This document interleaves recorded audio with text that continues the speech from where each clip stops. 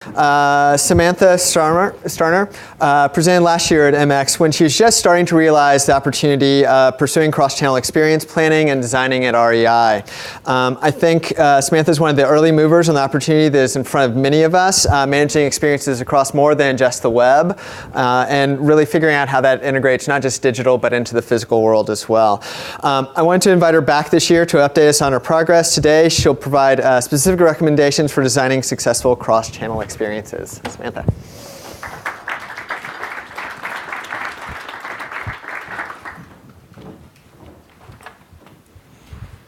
Good morning. Last night I woke up and I'd had this dream that I was giving this talk and there was only 3 people in the audience and I was very sad. So thank you for all being here and staying here. I'm here today to talk about designing cross-channel experiences and actually designing, if possible, great cross-channel experiences, because that's why we're all here today, learning from each other, right? We want to design the best experiences possible for our users and our customers. A little bit about me. I've been doing UX and IA-related work for longer than I'm willing to put on a slide anymore, because it makes me feel old. Work currently at REI, Outdoor Gear and Apparel Co-op. Fantastic place to work. I've been there about 3.5 years. And it's really been working there, which for me has been the first time at a company with a physical presence, a brick and mortar store, that has been really shifting my thinking around how do we design for a holistic experience. And I've also realized that the 10 years I spent in the restaurant business actually had some value. For a long time, I didn't actually like to admit that I spent that long bartending, waiting tables, et cetera. But now I'm realizing I was serving customers directly on the front lines for a really long time. And I think that kind of became part of my DNA. And it kind of went underground for a while.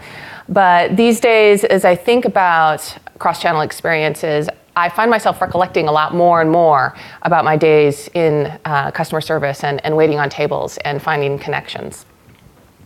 So let's start with a little bit of a story. Back in October, I had the opportunity to go to Australia and speak at the Australian Information Architecture Conference. I was really excited. You know, I had all these visions of myself in Sydney. The problem is I'm a big procrastinator, and really didn't realize or look up that I needed a visa to get into Australia. Realized this, probably 4 days before I was supposed to fly. Crap. Wow, there's actually a website where I can apply for an Australian visa. That's pretty darn cool. So I did that. Fingers crossed that the visa was going to come through on time. So comes time to check in for my flight, and I can't check in online. Well, that's really irritating because that's just part of my process now. I always check in online. Even though I bought my tickets online and I registered for my visa online, wouldn't let me check in online. All right, well, had to go to the airport. Figured I was going to use a kiosk. The kiosk didn't work. Darn it, now I have to talk to an actual person. Not what I wanted to be doing at the airport. And of course, it's the one with the longest line with, people with piles of luggage and it looks like they're moving or something. So finally, I get up to the front of the line and I give the person my passport. And she says, "This won't work." Well, that's odd. It's a passport, right? Isn't it like an official document that has information about me and numbers and stuff that should be in that system? She says, "I'm a human, not a machine." Okay, so what do you need? She said, "What's your itinerary?" I'm thinking, well, itinerary. I'm thinking, I'm going to Sydney through LA. That's what I know. What do you need? What's the itinerary? And she needs my flight number. Well, that's not something I have memorized. But fortunately, in addition to being a procrastinator, I'm paranoid and old school. So I had actually printed a copy of my itinerary, I guess it was, and gave that to her. And she was able to look me up and check me in. And then I said, well, what about my visa? because I had this horrible fear of getting into LA and not being allowed to board the plane to Sydney and having to sleep at the airport because they wouldn't let me in because my visa hadn't gone through. So I just wanted to know, while I was in Seattle, before I left at all, whether or not I was going to get into Australia and my visa had gone through. She said, I have no idea. So I asked her to look. We have all this information. We have my passport. We have my itinerary. I feel like they should have this information somewhere. And I guess I have to feel kind of sorry for her because, this is basically the type of system she's working on. And she kept looking, and 10 minutes passed, and she called the supervisor over, and this is the conversation they had. Because she's working with a command line interface that has these strange TyTac / cues to try and find my visa. Didn't work. Fortunately, I get to Australia. But what's the lesson here? Well, this was a big fat failure in a cross-channel experience. We live our lives cross-channel. We really need to be designing for a holistic experience across all of these channels. We shouldn't be designing just for a website or an app or a physical environment. The digital and physical are completely colliding. We can order a pizza via our phone. We can exercise with a Wii. We can, use an iPad app to scout out the local hotties within a, mile radius around us. All of these things are completely converging. Cindy mentioned yesterday, at least 70% of US online consumers research products online and then purchase them offline. So even if we work for a company that just has a website, our customers might be going somewhere to a store to purchase the item. I mean, think about when we buy something like a TV. If you're anything like me, you spend a lot of time researching on Amazon or Best Buy or something like that. But eventually, with that kind of purchase, you often want to go into the store and take a look at it, kind of imagine what it's going to look like on your wall. You're crossing channels. Another estimate is that 53% of mobile searches on Bing have a local intent. So basically that means that half of the people, at least using Bing from a mobile device, are trying to figure out something around them in the physical environment, crossing channels between the phone and the physical. So as we know, technology is absolutely everywhere these days. But, and this is the opportunity for every single person in this room, integrated experiences are few and far between. The thing is, customers don't think about channels. These days, it's huge in marketing circles to talk about multi-channel marketing and how do we, target the customer in Facebook and website and Twitter, and you got to have the new app. But really, customers don't think about things in these kinds of silos. Customers also don't think about design disciplines. Customers could really care less about whether user experience is part of interaction design, is part of service design, and whether customer experience is the overload of them all. What customers do think about is your company. And they think about your company across time and touch point and experiences. So however we want to interact with company, let's say it's retail, however we want to shop, whether it's online, via an app, in the store, that's part of the experience. Every time we see a brand, even on the side of a truck, that's a touch point between us and the company, and that's part of the experience. Outside the store, inside a physical environment, even things that we wouldn't necessarily think about, like packaging, that really has a lot to do with how we might think about a company. It's part of our experience with the company, whether or not we can get the package open.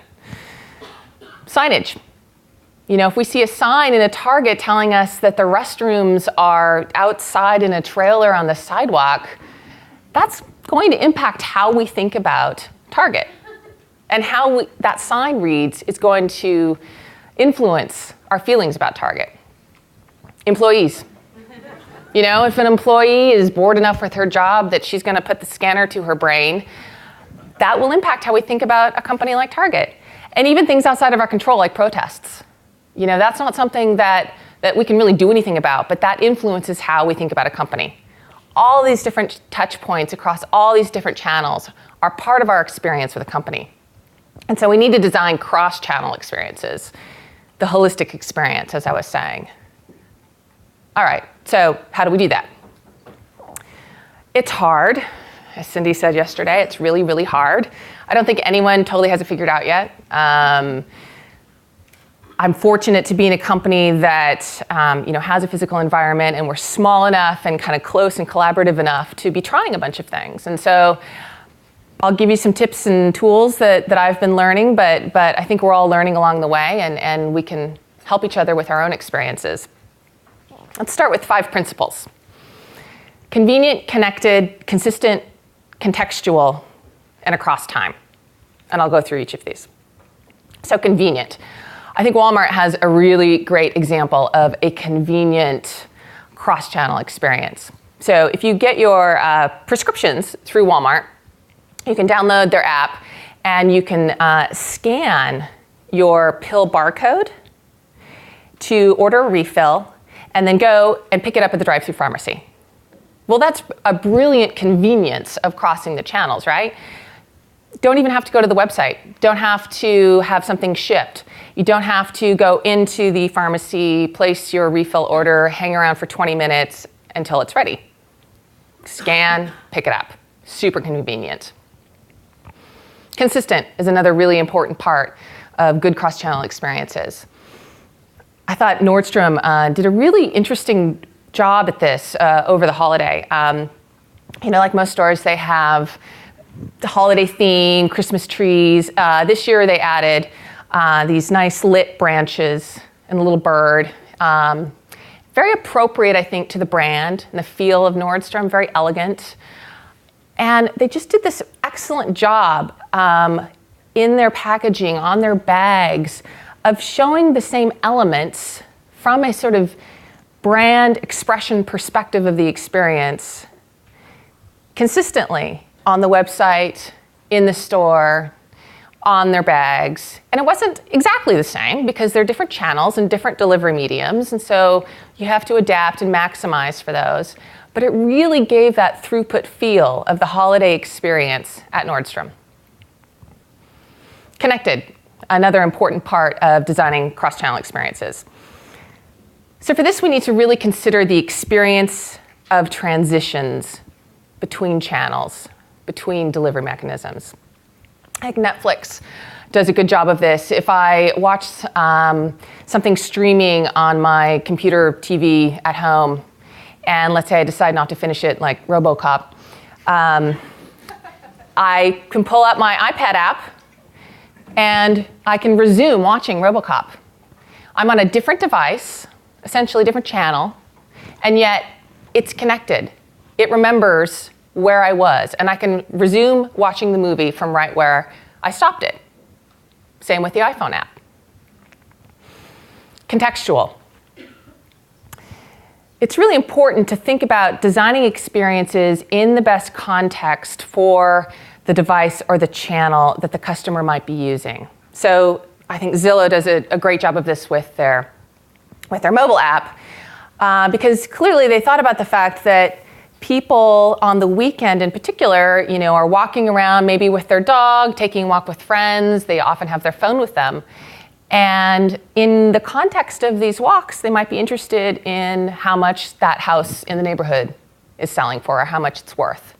And they've actually noticed a 15% bump in traffic over the weekend because of this, because people are out and about with their phones.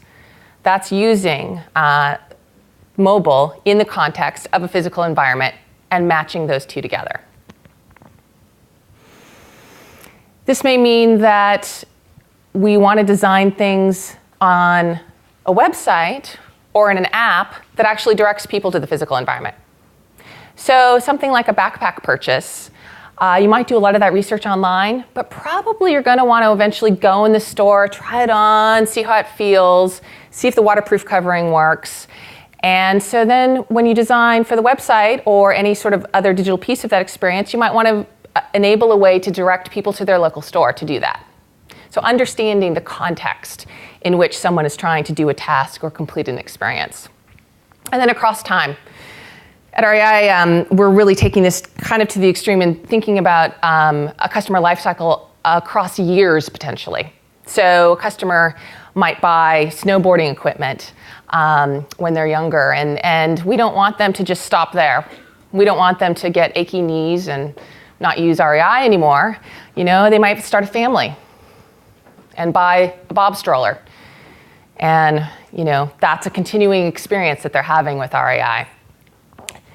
And as they get even older, maybe bird watching. They still want to be outdoors. They still want to be active. They're not snowboarding anymore.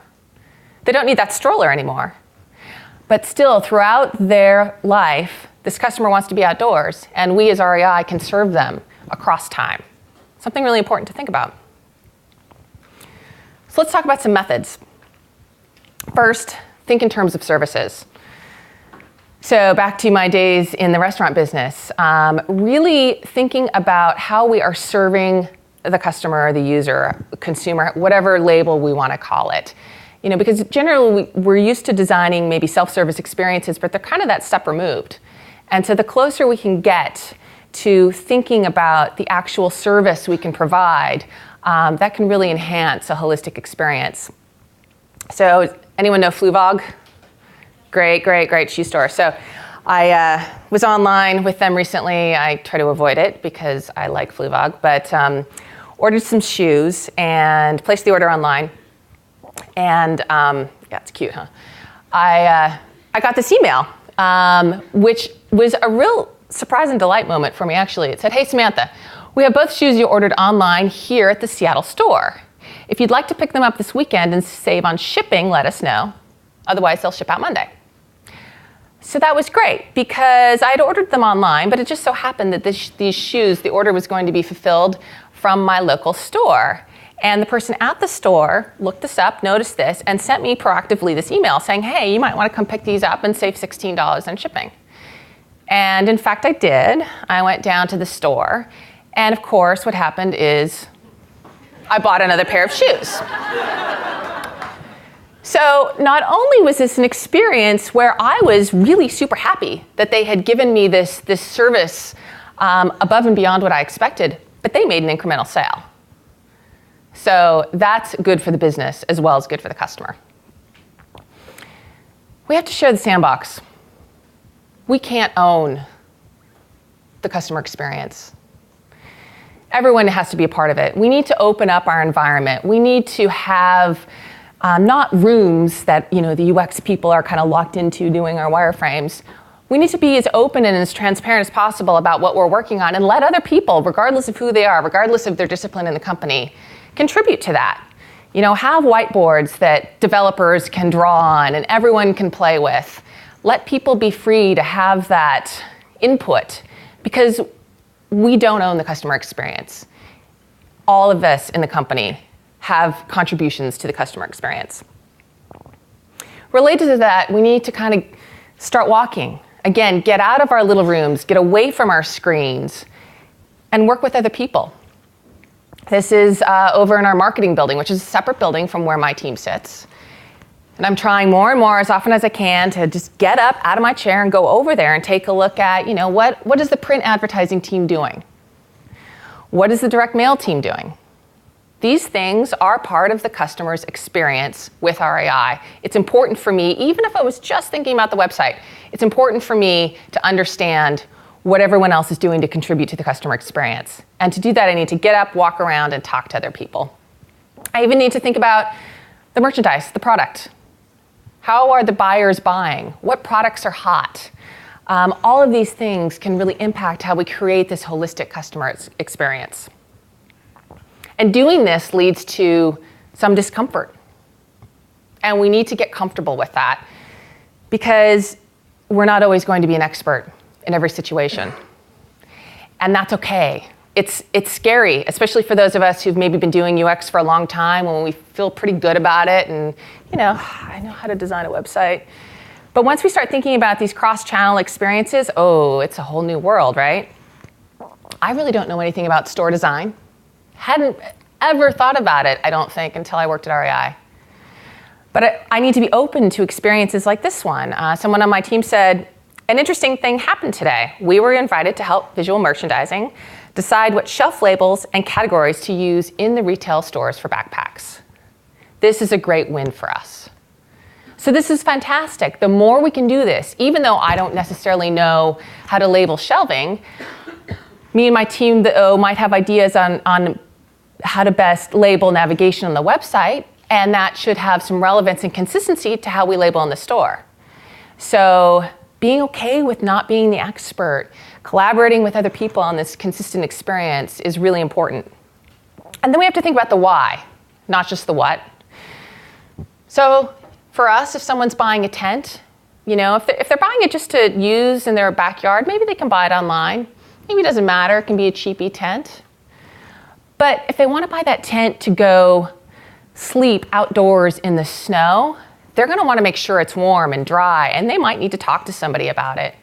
And so really thinking about why customers are interacting with us, what's driving them in different cases, and understanding that the best we can will really influence how we design the experience and whether it needs to cross channels or not. And finally, I'll talk about 5 tools. First one is to document. And really, this is just keeping your eyes open, taking a lot of notes wherever you are. I've gotten into the habit of carrying a little cheapy camera around with me as much as possible, and I'll notice signs, experiences, situations, and I take a picture or write it down. And then I reflect later. What made that a good experience? What made that a bad experience? Can I replicate that? So really keeping our eyes open and documenting things and sharing these pictures and sketches and ideas with other people will help us design our own experiences. Experience mapping. This can be all sorts of ways of providing that visual map, that visual typography of the experience. Because what we want to do is think about the customer's whole journey across these touch points, across these channels, and then find ways to visually represent that so that we can design for it. And it doesn't have to follow a certain particular model. There's all different ways of doing this. Whatever way works for you and resonates with you and your team and the people in your company of mapping that out.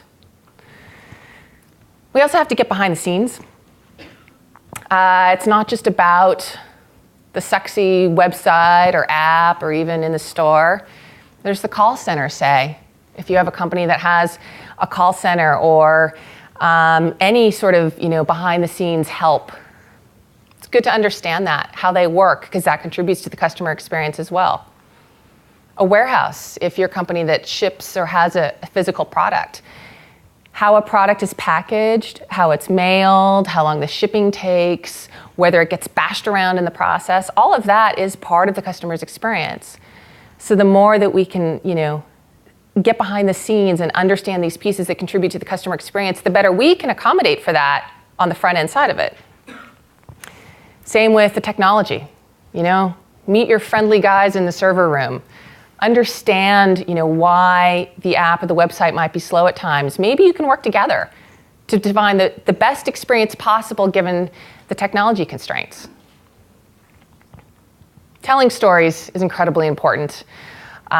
We've been recently had a lot more success in evangelizing the need for designing cross-channel experiences by telling stories. For us, folks on my team led by Aaron, there in the middle, wave Aaron, created some, just some basic kind of persona story slides that tell the story of possible experiences across channels for these customer types. And it's not just using an app or using the website, it's the whole experience of Jane, and she wants to go backpacking, and she likes to plan. And she might be doing that planning while she's sitting outside. She might not want to be doing it sitting in a room in front of a computer. And so, maybe we want to design an iPad app or the iPad experience so she can be sitting outside planning for her backpacking trip. And so we created a series of these, and they've really gotten a lot of support and evangelism by others in the company around them. Telling stories resonates with other people and helps them understand what we as experienced designers do. And last, we need to cross-train. This relates to the whole getting outside of your box and being okay with being uncomfortable. If you have any sort of sales force in your company, and this might be, as obvious as at REI, we've got the green vest experience, and there's a whole sales and service training that my team, Erin, just so you know, will be taking that next month. Because I think it's really important for my team and all of us to understand, how do the people in the store serve customers? We try to spend time in the call center. How do they serve customers? All of that training and broadening how we think about things and broadening how we think about experience design is what will really help us design holistic experiences and design great cross-channel experiences. Because it's not just about the screen or the technology or the channel. It's really the holistic experience. So hopefully some of these principles, methods, and tools have been helpful for you. Small little plug, later this month I'll be doing a day-long workshop on this topic at the IA Summit. So if anyone's interested, come to that. And a final note, Chief Customer Officers, we heard about them. I don't know that any yet have come from our people. Shouldn't they be? Aren't we the ones who really have been focused on the customer for so long? Who will it be? Who in this room is going to be a Chief Customer Officer? I want to hear about it. Everyone, this is an opportunity to maximize our contribution. So join in it. Thanks.